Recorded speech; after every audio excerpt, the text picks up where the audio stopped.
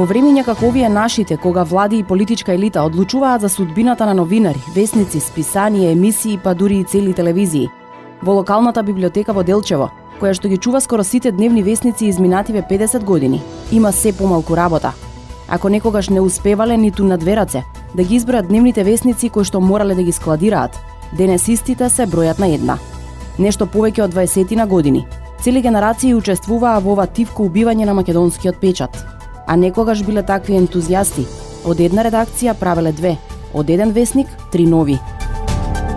Еден таков ентузијаст бил и Горан Михајловски. Работел во трите најубави периоди за македонското новинарство. Рушел рекорди во продажби, менувал судбини. А денес се бори за кликови. Но еднаш новинар секогаш новинар. Дали е со пенкало или тастатура во рака, е сосема неважно. Важна е веста, и приказната, и колумната. Важна е на крајот полна страница, стотици зборови, една поента. Саботната колумна на Михајловски, која имаше репрезентативен број на читатели со наднаслов "Сакам да кажам", од пред 3 години прерасна во самостоен проект – интернет портал. Повеќето колеги на Михајловски ќе кажат дека тој има нерв како да создаде интересен новинарски производ. Горан Михајловски веројатно е еден од новинарите кој го работи тоа за што се образувал. Дипломира на факултетот за новинарство на Универзитетот Свети Кирил и Методи во Скопје во 1989 година.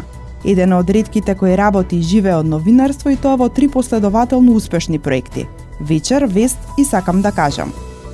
Новинарската кариера ја почна во дневниот весник Вечер, веднаш по завршувањето на факултетот. Таму ги помина сите скалила како новинар за потоа да стане и главен уредник на весникот.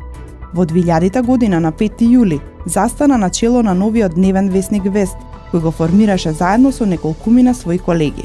Читателите го паметат како атрактивен дневен весник, понекогаш жолт, во кој настаните и личностите се гледаат и третираат од поинаков агол и перспектива, за разлика од другите весници. Како таков ги освои читателите. Тој вели дека е скопјанец, роден во Битола во ноември 1963 година. Михајловски е сопруг на Искра, а татко на Ана и Никола. Негов постар брат е актерот Јовица Михајловски. Како дете бил актер во детската радиодрама во Македонското радио, и ако не бил новинар, веројатно ќе бил пилот. Многу ги сака авионите и предизвик му се изложби на авиони. Сака да патува, особено зиме, зашто ги сака снежните спортови.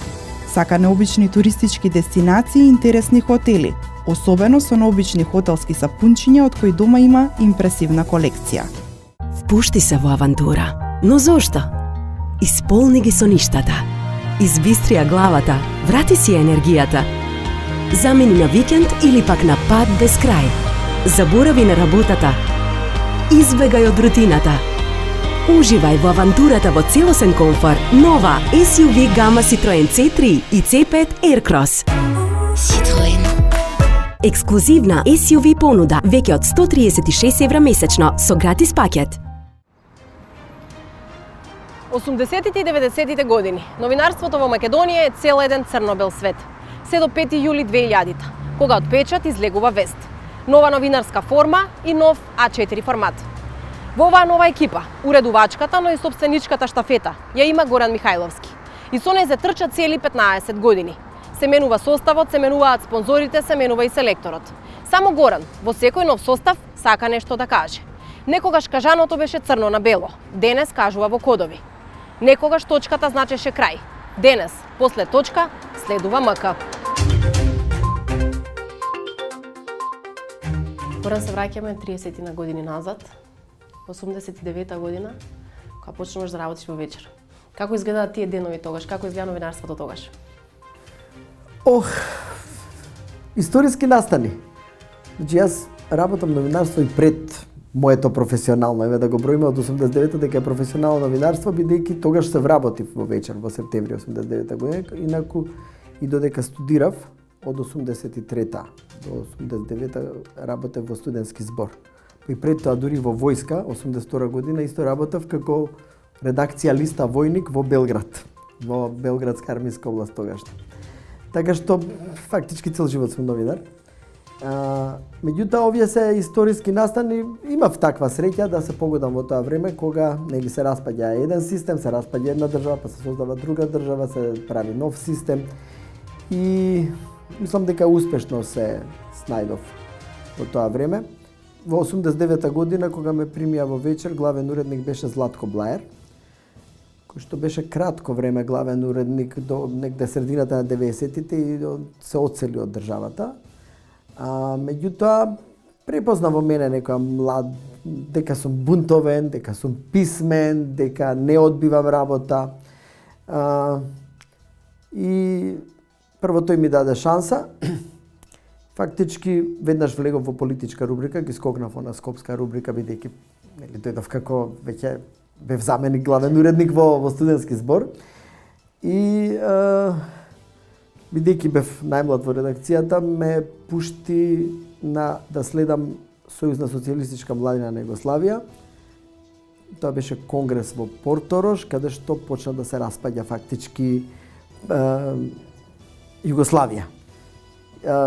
Прво почна со младината да се распаѓа, прво тој младински дел, па потоа бев сведок на оние сите конгреси на Сојузна комунисти на Југославија која се распаѓа во Цанкариев дом во Лјубљана.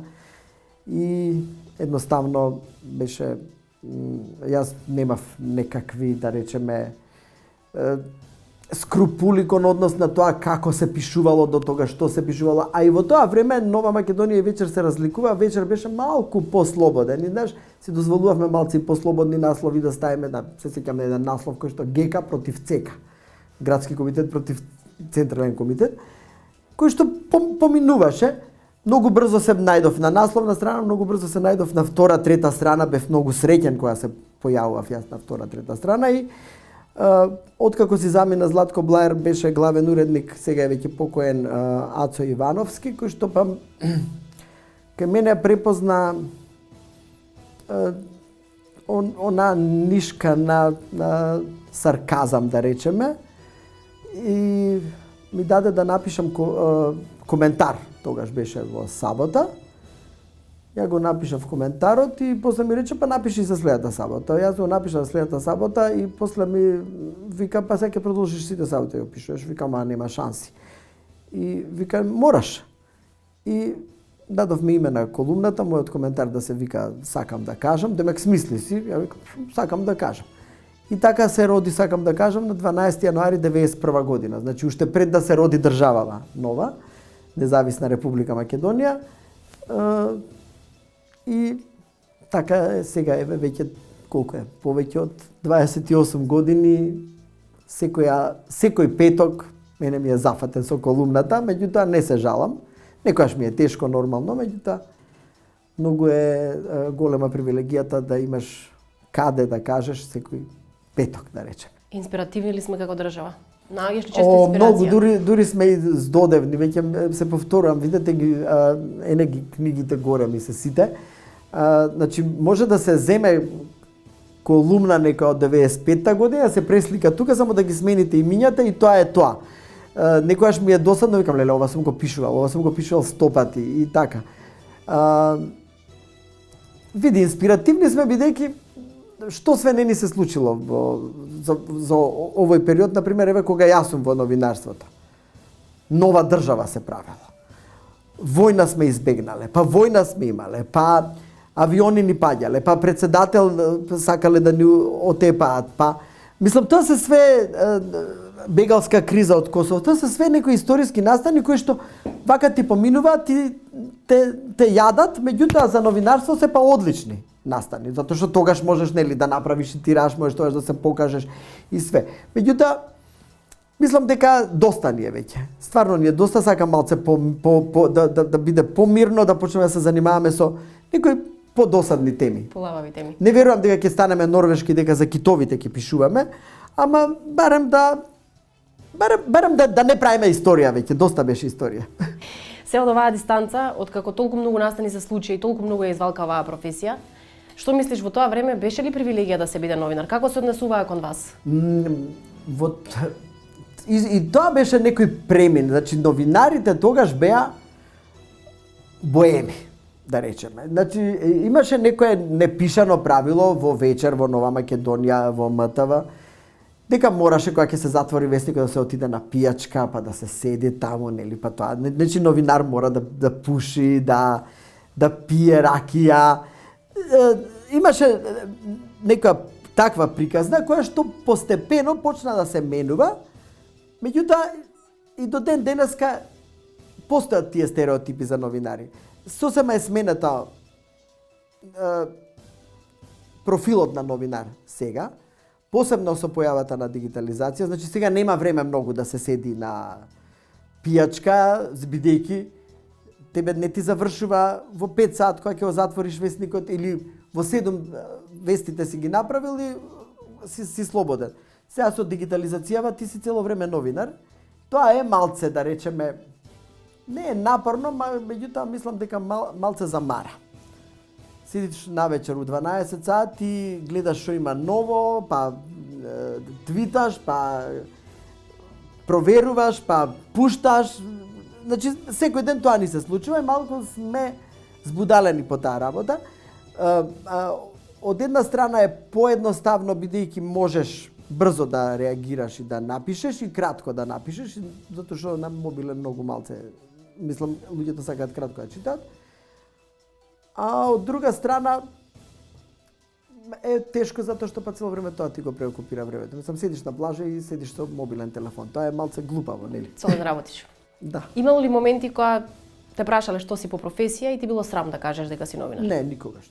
Никогаш не ми било срам. Јас сум се трудел и во професијата да не се избрукам прво како човек.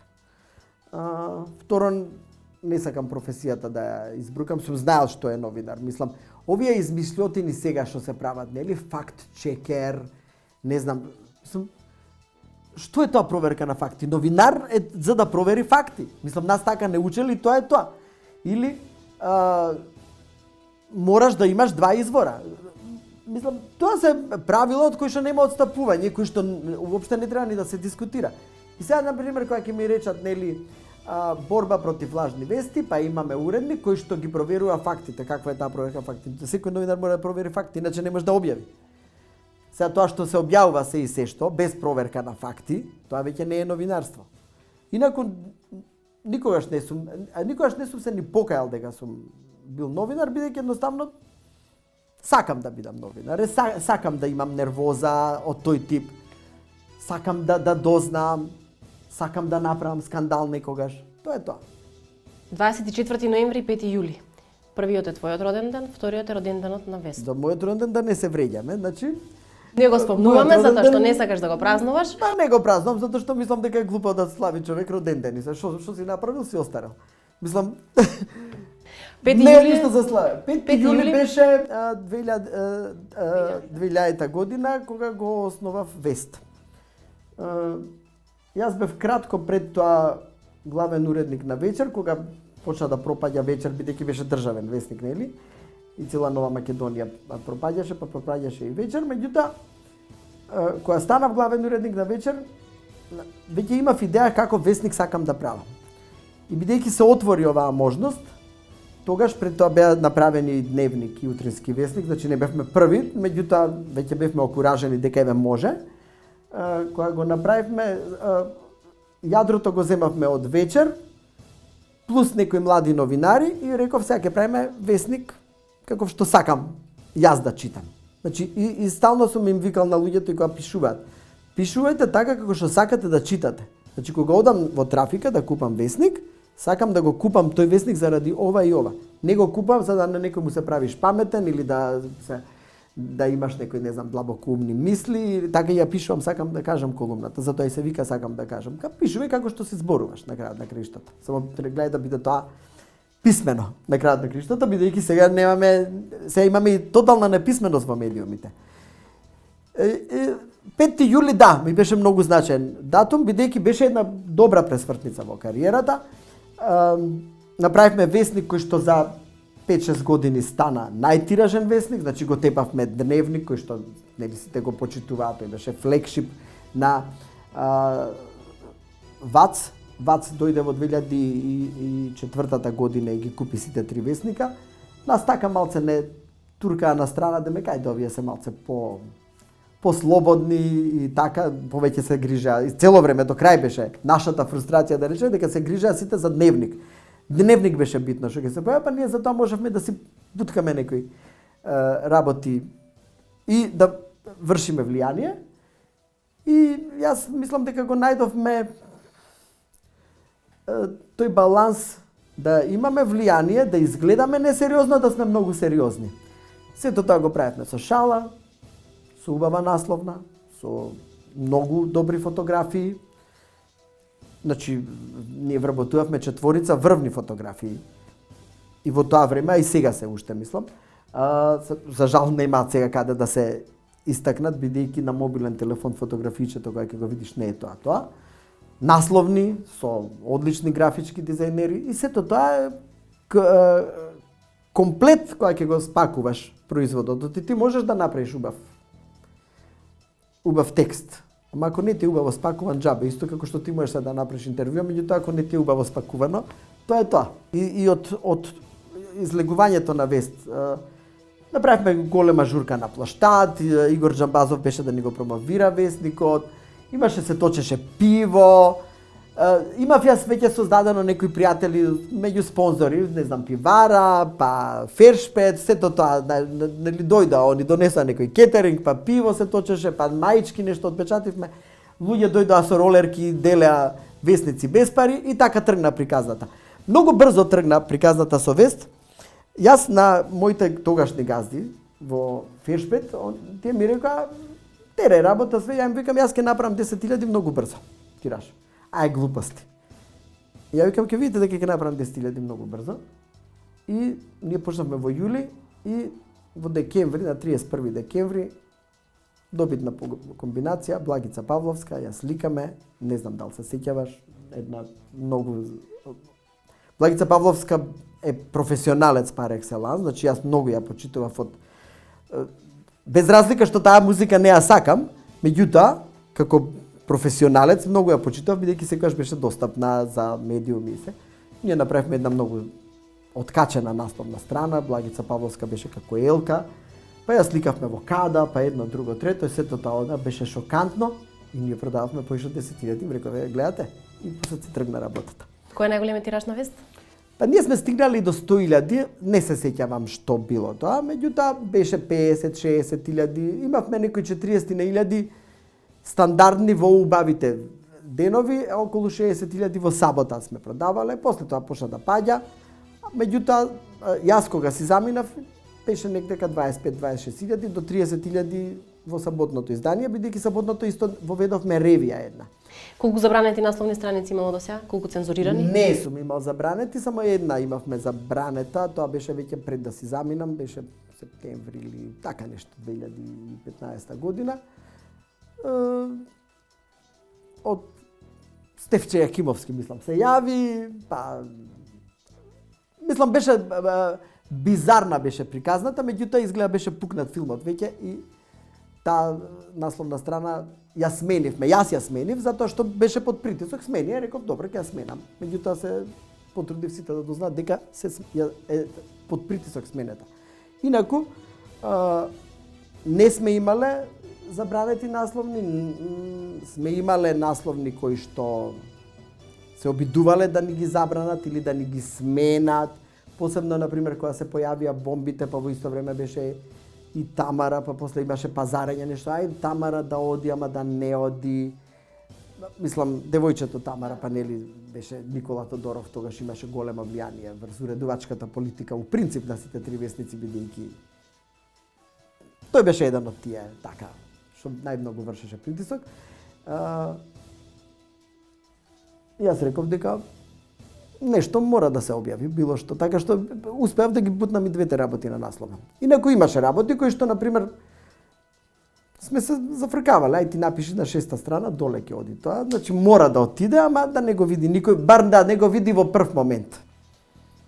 А имало ли моменти кога трпиш вакви притисоци и кога ти доаѓа преку глава све и осташ некој друг да ја речи насловната наместо тебе?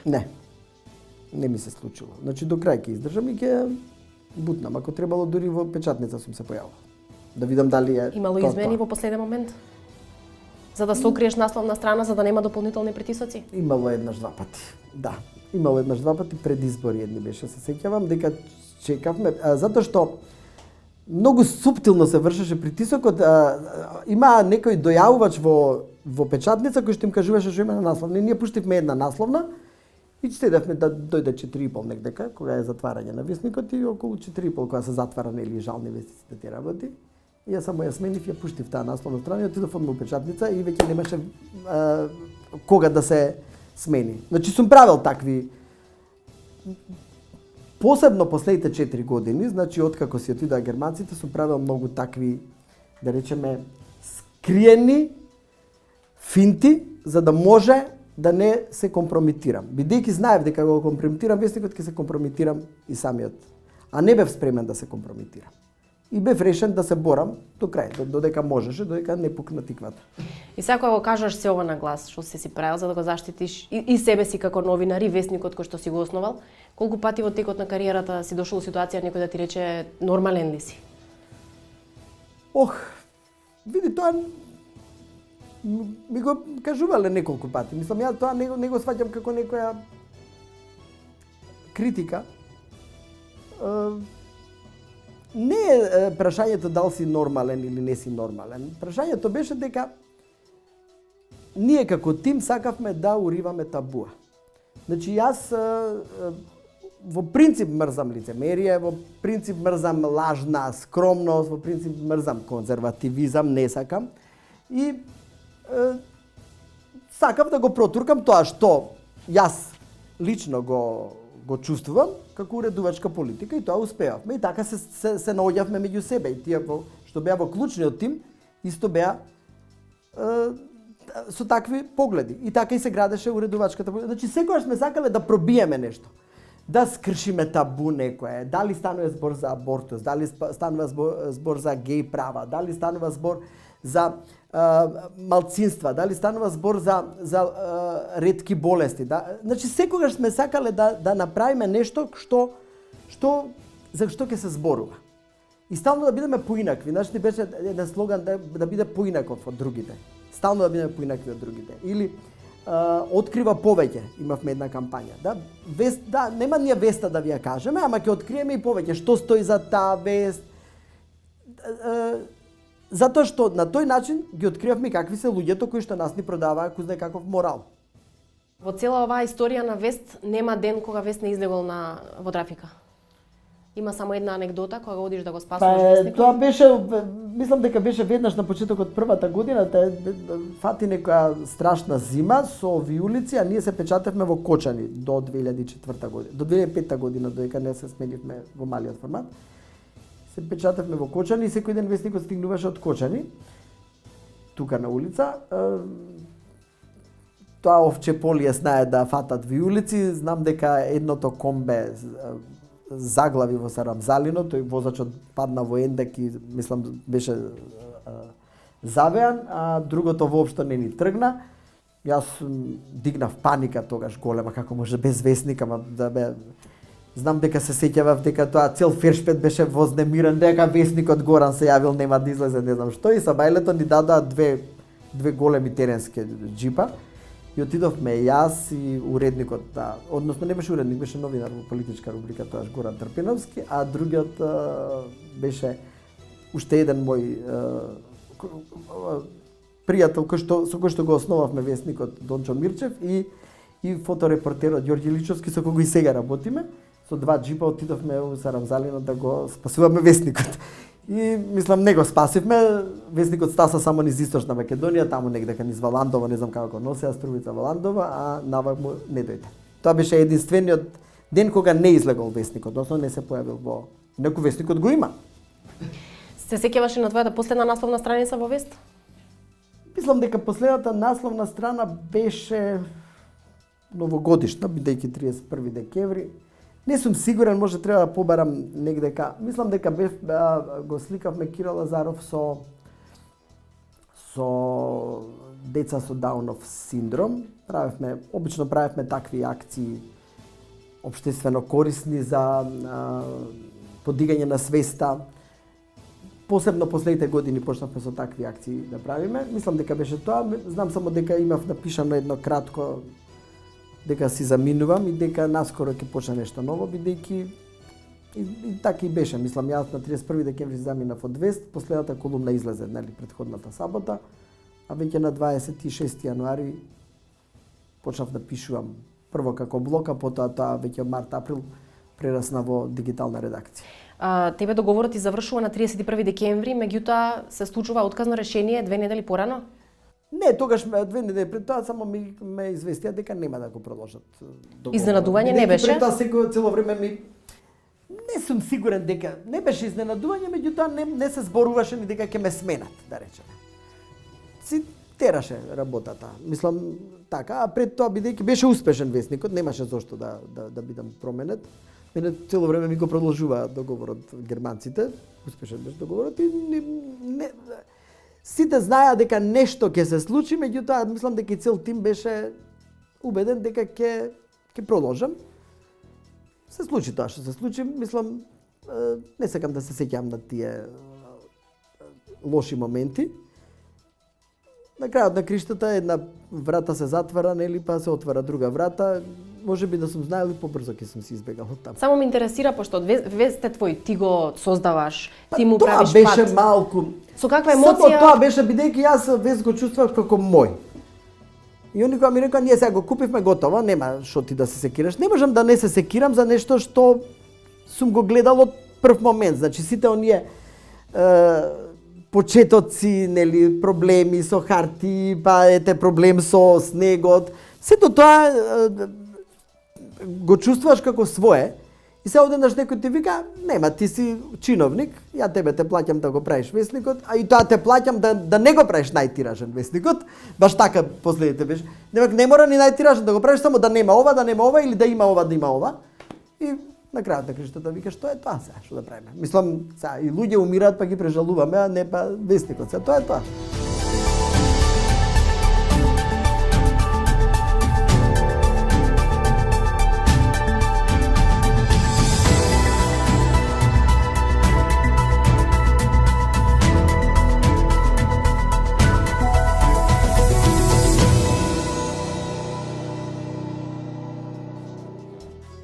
Марина Костовска години наназад е најблиската соработничка на Михајловски. Ги споил факултетот за новинарство. Не ги раздели ниту одлуката на тогашниот менаџмент на МПМ. И ден денес се борат она што некогаш беше исклучок да остане исклучок. Стандардите да важат за сите, а најмногу за оние чии приказни секојдневно излегуваат од фабриката за вести SDK.mk. Марина, Горан го познаваш скоро 30 на години. Како почнува вашата приказна? Со Горан студиравме заедно на интердисциплинарни студии по новинарство во Скопје. Потоа почнавме да работиме заедно во Вечер. Всушност он почна да работи 89-та, јас работев 91-та. И потоа во 98-та заедно го преземавме Вечер, он стана главен уредник, јас бев уредник на скопска рубрика. А во 2000-та он го покрена Вест и бев во основачкиот тим и откако во 2015-та не отпуштија, во 2016-та на почеток го направивме, сакам да кажам, или SDK.mk и сега сме заедно повторно. Како негов најблизок соработник, претпоставувам дека сте го видели во неговите најубави, меѓутоа и во неговите најнеубави професионални моменти. Каков е Горан како новинар пред се и потоа како главен и одговорен уредник? Интересно е дека кај Горан како новинар и како главен уредник нема баш никаква разлика. Он е еден исклучителен професионалец и е пољубопитен дури од многу млади луѓе кои што сме ги обучили или на кои што сме им дали шанса да работа со врвни професионалци. И тоа е она што е интересно во неговата работа и верувам дека е еден од клучните моменти во она што го дефинира како професионалец со исклучителен интегритет и професионален и човечки секаков. Како денес Горан се снаоѓа во виртуелен свет? Па нема никаква разлика. Знаеш, Горан е човек кој што знае да искористи шанса, а ако нема шанса ќе ја создаде. Така што тоа е веројатно исто и приватен и професионален драйв што го има и неговиот однос према медиумот е исти, без оглед во кој, односно према професијата е исти, без оглед во кој медиум живее. Ние сега живееме како дигитална редакција, една од малкуте професионални новинарски дигитални редакции, но мораме, едноставно нема никаква можност комерцијално да обстоиме и мораме да учиме нов јазик, тоа е јазикот на невладините организации, затоа што мораме да аплицираме за грантови, за да можеме да ја одржиме редакцијата во тој формат професионален како што би сакале и како што треба. За крај, каков е Горан како пријател? Одличен. Одличен пријател, мислам, не е инвазивен, не е секогаш е тука кога ти треба и тоа е тоа. Чита ли весници Горан приватно? Да, Горан чита весници стално кога оди во странство и стално купува весници, стално ги носи тука. По печатењето на последната страница на Вест, Горан Михајловски се решава за голема промена. Става клуч, но на нова врата. И не ја затвара, туку ја отвара. Вратата од виртуелното алтер его на Сакам да кажам. На почетокот ми беше чудно, затоа што, например, кога имаш проблем со интернетот или кога имаш проблем со хакерски напади сме имале или така нешто, и ти се чувствуваш немоќен. Значи, се чувствуваш немоќен и кога ќе се расипе печатницата или кога ќе снема струја во печатница, ама на крајот на криштата одиш таму и го гледаш тоа и гледаш дека некој чепка нешто прави, нешто се прави. А овде седиш и не знаеш кој чепка, кој прави тоа негдека, некои сервери, некаде, нешто во некој клауд, нешто ми зборуваат. Така што тоа ми беше малку, почнав да го учам и тој јазик, постепено, почнавме да се... Мислам, во екипата имам и помлади колеги кои што се повични на телефон и на побрзо знаат да стават вест, да ја средат фотографијата, да го стават насловот, така што, ете така, почнавме и мислам дека веќе освен за некое магазинско издание, кое што може би можел да го правам или може би било бидејќи ми фали и мене, мислам дека и на многумина им фали да прочитаат нешто подолго. Нешто попродлабочено од она што го има на мобилен телефон. Не можам ја на мобилен телефон да читам интервју. Не можам анализа да читам, не можам кавер стори, има убави кавер стори, има убави репортажи.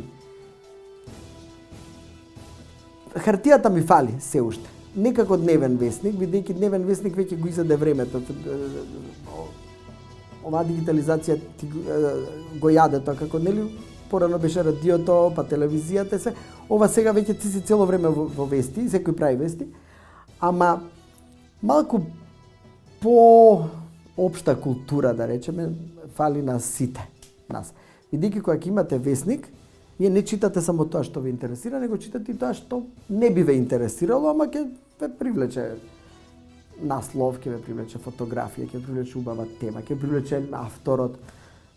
Вака читате само тоа што вие мислите дека ви е битно, а другото ви пролетува или не го ни читате. Така што мислам дека е магазин убав, така со убава луксозна хартија, така да убаво да ти мириса, фали. И може би можели да го направам така нешто. Сега некој време се бориш со цензура, се бориш со притисоци, сега се бориш од друга страна со поинакви проблеми. Се бориш за кликови, се бориш со старлети, се бориш со луѓе новинари, со Facebook профили. Секој што има Facebook може да биде новинар. Сега не мислам буквално се бориш, така. Како да привлечеш сега читатели, како те препознаваат дека за тие текстови стоиш ти? Само со професионализам. Значи само со професионализам, значи рековме дека нема да се компрометираме, нема да правиме кликбайт наслови, погледнете тука или паднал на улица па видете што му се случило и такви, или го земала брза помош, видете како завршил. Значи рековме дека нема да правиме такви работи, нема да превземаме текстови од српски портали, мислам. Дека све што ќе правиме оригинално, ќе превземаме од странство само тоа што е breaking news, не знам, големи несреќи или големи настани политички или такво нешто. Во екипата имаме 8-9 луѓе кои што работат овде во редакцијата, вистинска дигитална редакција, кои што си имаат свој сектор и си ги работат. меѓутоа секој се работи, меѓутоа пак се специјализирани за некои области. Имаме дописници, јас ја активирав дописната мрежа што имавме и во Веста, и некои од дописниците во Дневник кои што беа добри исто работат. За жал, не можеме комерцијално да издржиме се, имаме, тоа и го сметаме како независен, релативно независен извор на финансирање, тоа се грантови од странски донации. Кога ќе завршат тие не знам како ќе продолжиме. Затоа што па од друга страна имаме навистина кликбайт наслови кои што видат, луѓето не се глупави. На крајот на криштата ќе се зафркнат еднаш, два пати, три пати, знаат дека тоа не е вистина. Многу се збори за таа медиумска писменост, нели ќе ја обучаваме сега ние јавноста како да биде писмена. Не, мислам дека прво треба писменоста да тргне од таму од кај што треба да тргне, од медиумите. Ние сега за жал имаме неписмени новинари, имаме неписмени медиуми, имаме комплетно нелекторирани, не знаење на македонски јазик. И сето тоа си поминува. Сега јавноста е таа. Мислам, не се сите новинари или не читаш на Фејсбук и го прифаќаш или не го прифаќаш тоа.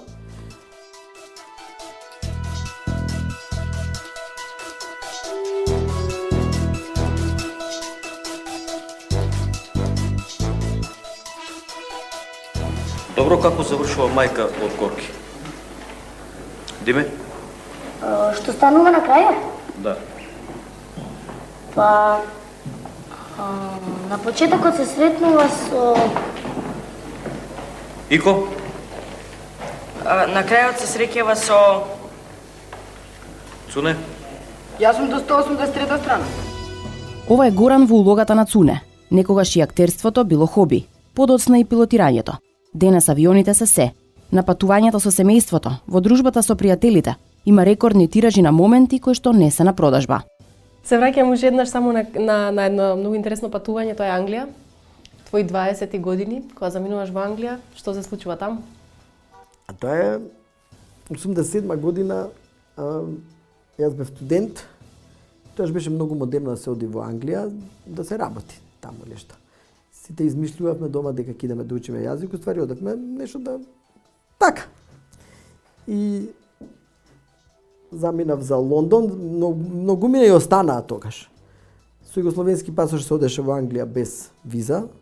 Беше релативно лесно да се отиде, освен што беа скапи картите, нели? Требаше да се лета преку Белград за Лондон.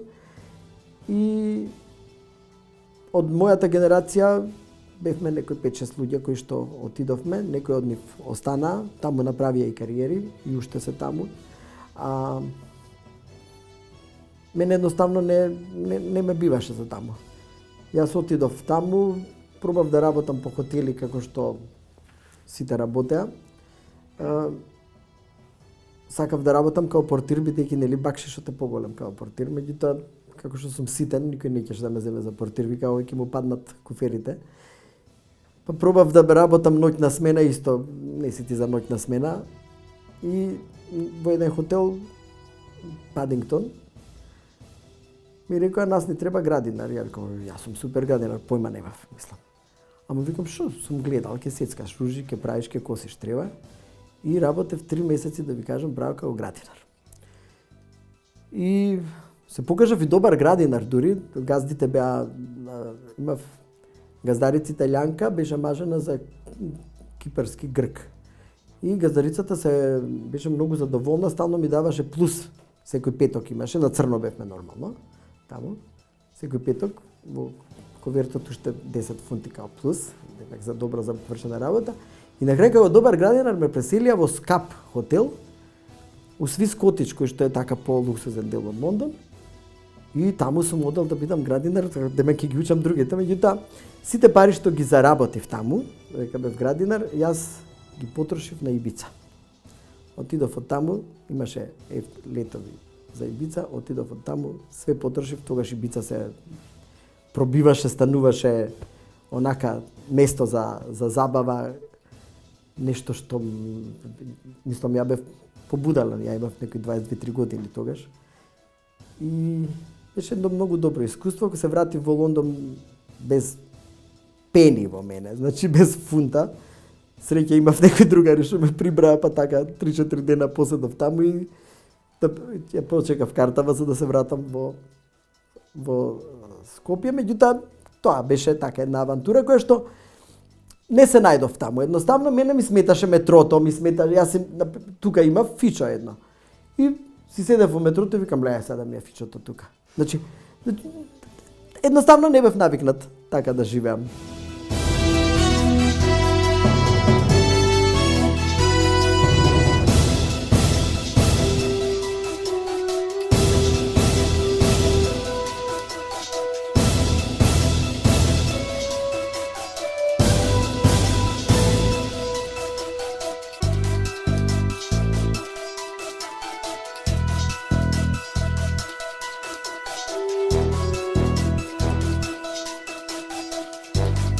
Освен пријателите од фелата, ги има и оние на кои што им создал сопствена фела. Оние на кои што им помогнал во реализација на соништата и во таа чест, денес заеднички, фамилиарно го празнуваат Прасовден. Ја доаѓам заради Томче. Томче ми е другарче од дамна. И Томче има тука фарма. И секогаш кога сакам да избегам или кога сакам да сум со некој што нема да ми збори за политика, што нема да ми збори за новинарство, си лупаме глупости, ќе си збориме све и свашта, бидејќи сме многу долго време заедно другари и си доаѓаме тука. Ова е една, ја би рекол, мене ми е ова омилена карпа над Кучково. Не знам, Томче, Кучково ли е или?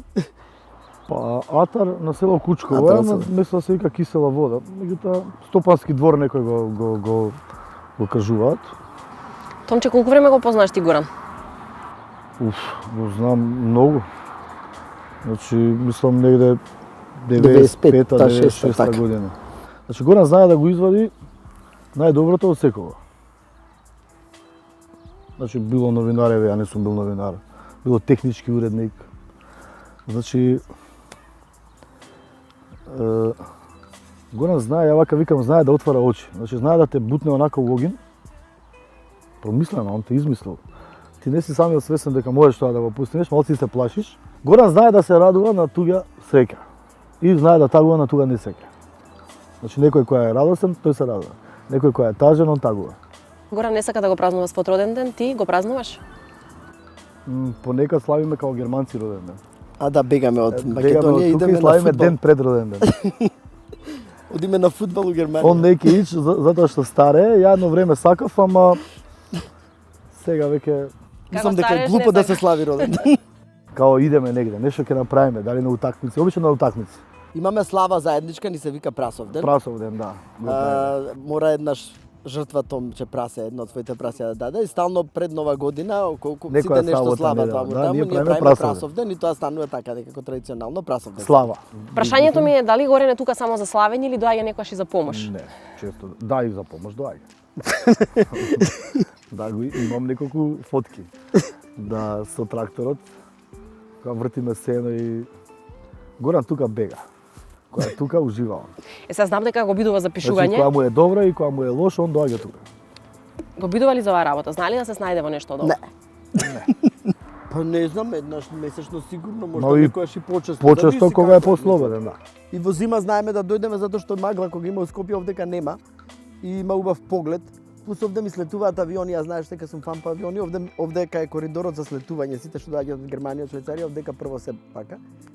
Па отварам на мобилен си го на Flight Radar гледам. Да, ги гледам, он ги следи авионите. Ако е многу добро времето, може до Петровец. Нека ти ја го прашувам некој кога ќе утне нешто, некој шофер кој иде нешто ниско и викам што лета авионот. Да, и така. А имаш ли вакви амбиции на некаков ваков сличен начин да се пензионираш? Не, јас сум урбан тим, немам шанси. Мислам, јас сакам овде да дојдам, ама тука не би можел да живеам, да речем. Иначе убаво е да си дојдеш тука, да си поседиш, може дори да преспиеш ако треба и све, меѓутоа не би можел да си.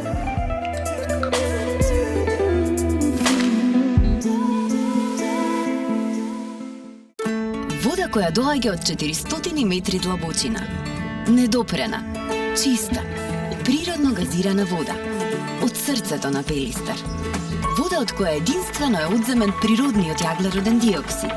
Негазирана вода безпрекорно заштитена од азотната обвивка. Звук кој значи прв контакт со надворешниот свет и околината. Оној добро познат звук. Звукот на пелистарка.